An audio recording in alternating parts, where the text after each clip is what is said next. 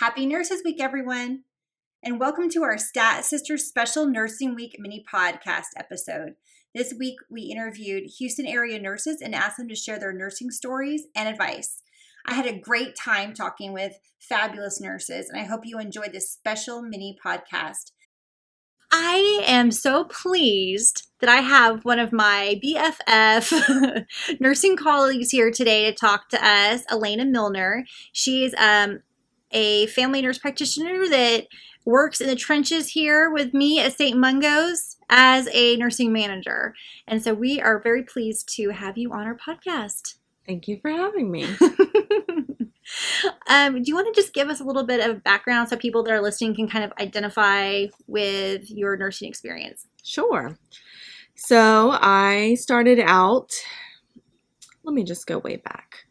My first degree is in chemistry. I have an associate's degree in chemistry because in a previous life I wanted to be a pharmacist.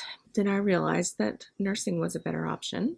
So I went to an associate degree nursing program and graduated from that in 2006. What drove you? I'm going to interrupt your full story because that's interesting. Because chemistry and pharmacy, that's like in the same field, but it's really, really different than nursing. Two polar opposite sides. Yeah. So I knew that I wanted to be in the medical field, and I was a pharmacy tech for 6 years, and kind of discovered that I did not want to sit in a box in the middle of a store for the rest of my life as my career. And I enjoyed interacting with the patients when they would come get their medications or ask questions or just tell you about their life stories and all that fun stuff. It's kind of a dual purpose. I didn't get into pharmacy school, so I thought, well, I need to kind of move along with my life. Mm-hmm. And I thought nursing kind of fit both of those categories, so got into nursing school, and things happen for a reason. I'm glad I did. So anyway, after graduating in 2006 from my ADN program, I went to work at a community hospital, started on night shift, and stayed on night shift for 8 years there. And you were an OB already? Yes, my only experience is in OB, all women's health experience. And it was a hospital that started out doing about 200 deliveries a month when I started there, and by the time I left, we were doing 350 to 400 deliveries. That's a big difference. So the volume doubled in my time span there. So you can imagine, the workload and processes. There was a lot of change going on in that time period. After 6 years, I went back for my bachelor's, and then decided that if I waited again, I wouldn't go back for my master's either. So I went straight in to my master's program after my bachelor's. Nice. And here I am. I've been here for about 2.5 years. Very good. And so everybody knows that I work at TCH because it's on LinkedIn, it's on everything. But I always call every hospital I work at St. Mungo's. That's cool. I didn't figure that was code for something, and I was just going to go right along with it. St. Mungo's is the magical hospital in Harry Potter. I missed that part of Harry Potter. Yeah. So anyway, that's why I always say St. Mungo's, just because some people don't want people to know where they work, even though now LinkedIn and all it takes 5 minutes to find out where you work. Yes, it does. But just to clarify that, so I didn't realize that we graduated the same year. We've been a nurse the same amount of time. I did not know that. That's why we're besties. Yes, and we're also alumni from the same university. There's also that. So we have more in common than I even thought. So we're doing this series for Nursing Week, and we kind of just want to get nurses a little pumped up about their profession and who they are, because it can not be great all the time. And so we're trying to get a little resilient shots in the arm for all our nurses out there. And so do you have any stories, maybe a funny story that you'd like to share to kind of lighten the mood if someone's having a bad day? Sure, I would love to. I will share this story because every time I have shared it, A, I can barely get through it because I laugh at myself, and B, everybody laughs at me when I'm telling the story. In fact, I got a text the other day from a colleague that I told the story to like 2 years ago. And she texted me and said, I was just thinking about that story you told me and I'm laughing right now. So, anyway, so. Okay, we are riveted. Lay it on us. No, it's not going to seem that good. No. So when I was in nursing school, first off, I had no idea that I wanted to be a labor and delivery nurse. And if you would have told me that I was going to be a labor and delivery nurse when I was in nursing school, I would have said, yeah, right. That kind of I kind of fell upon labor and delivery and have loved it. But anyway, so my rotations were at this very, very small community hospital. I think there were 5 or 6 labor rooms, and they were the size of closets.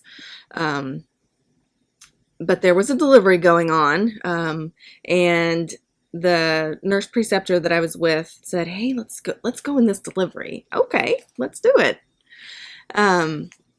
And so I go in there, and the woman's up in stirrups, and they have the drapes on the delivery table, and there's several family members in there, and everything's about to happen. She was a grand multip, so she had to push once, and the baby came out. Woohoo, grand multips! Which was probably a good thing. So the preceptor I was with said, "You can get as close as you want," and I was like, "Really? Okay." You can even put your chin, just put your head on her shoulder. And I was like, okay. I don't really, in retrospect, I feel certain that she did not mean for me to actually put my chin on her shoulder. Because knowing now what you have to do to deliver a baby, I would not want somebody's chin on my shoulder. No, much less somebody that I didn't know getting that close to me. So I, nursing student Elana, put my chin on this random OB's shoulder and stayed there throughout the entire delivery. And I've heard this story before. I could barely not laugh because I just knew it was coming. I'm can't sure imagine. She could smell what I had for lunch because I was that close. Why I thought that was appropriate, I don't know. I'm not a get in your personal space kind of person. This is not a metaphor. Like, her actual chin was on the shoulder. Put my chin on her gowned shoulder. Once again, thank goodness there was only one push. She probably would have swatted at me like I was a fly. I feel like I would have done that now if somebody did that to me. She didn't say a word to me. She just rolled with it.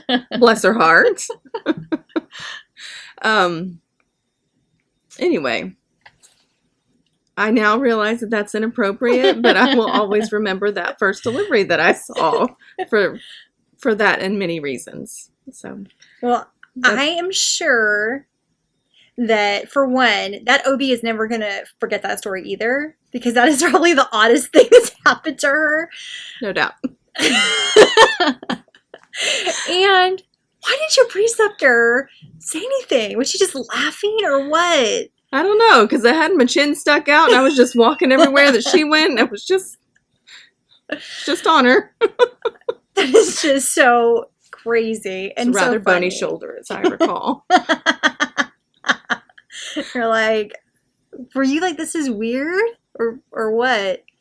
Like I said, that's not like me. I don't invade people's personal space like that, and I totally did. I don't know why I thought that particular time it'd be okay. You hadn't let go of the pharmacy brain yet. I think you were like very black and white. She said, "Put the chin on the shoulder." I will do that. I was not into inferences then. I just did what she said. Oh my gosh. Took it to the max. I have a tear in my eye right now because that is so funny. Oh man. I just can't imagine. And when you told me that story the first time, I was like, I'm going to totally put my chin on your shoulder sometime, but I never have. Now I was like, dang it. I've totally missed an opportunity. Anyway, thank you for sharing that story. Good now stuff. It's recorded for posterity. Good. So, do you have any advice for our listeners that maybe they're not new nurses, they've been around the block a time or two, and they're just like, I don't even know if I want to do nursing anymore. So like why are you still in nursing? And like what advice do you have to people that are feeling just burnt out? I think people that feel burnt out, if you do feel that way, I think you got to keep in mind that one of the things that I'm most thankful for nursing is that it has provided me so much opportunity. I don't think that I would have been able to do half the things that I do without being a nurse. And I mean, Like because of my career-wise or schedule, family? Like personally both. or okay. Your schedule allows you to have a family, yet still have a good career and make decent money.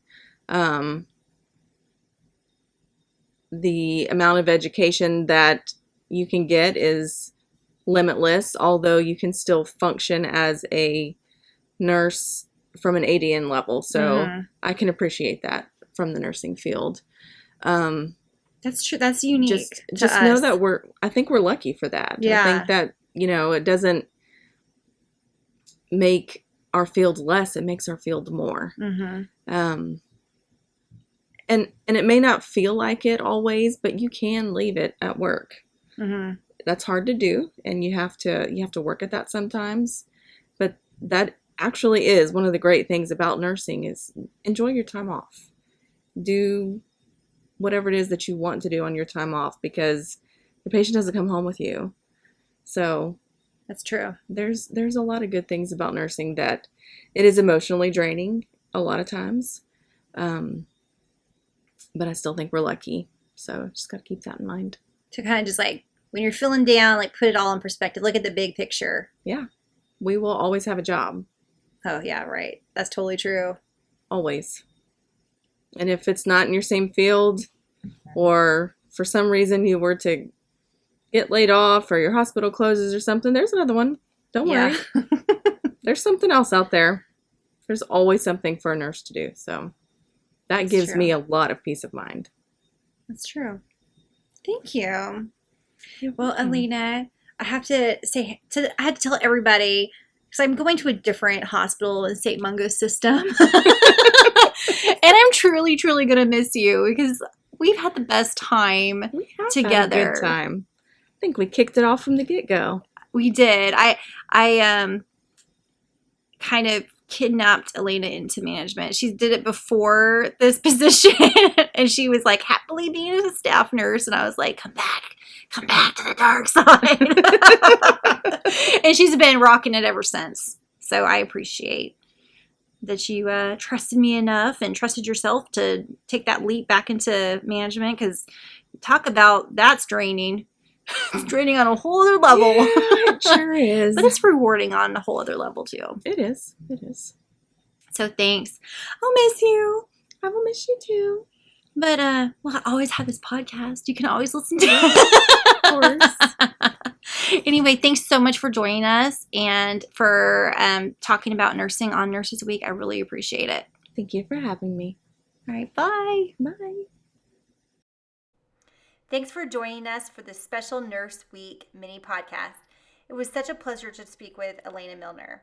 Leave comments for our wonderful guests on SoundCloud or YouTube, and rate Stat Sisters on iTunes.